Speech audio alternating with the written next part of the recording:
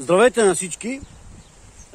Правя това видео, за да покажа на нашия народ там, по България, да види тук, намирам се в Андалусия, април месец сме, и да види, че е истина, че тия дървета дават в годината по 3 пъти плод.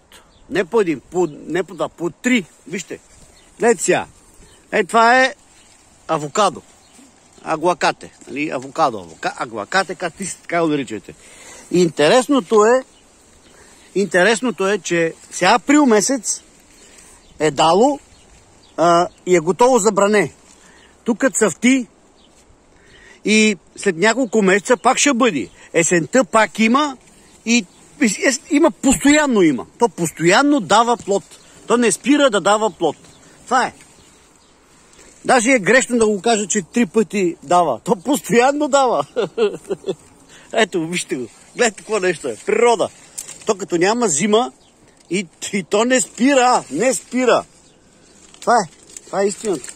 Така е и с другите дървета. Само че сега в момента ви показвам това, нали. Падат си листа, естествено, това е нормално. Падат си листа, стават на тор и така, но то просто не спира. Това е истината. Всичко хубаво, живи и здрави да сте. Чао!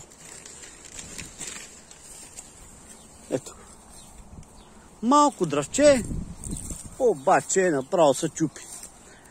И до него е пак същото, само че това е малко по-декоративно, такова, малко са по-малки. По-мънички, такива има най-различни сортове са. И така. Направо и всичко се е скрило отдолу под листата. И цъфти. Да. Чао!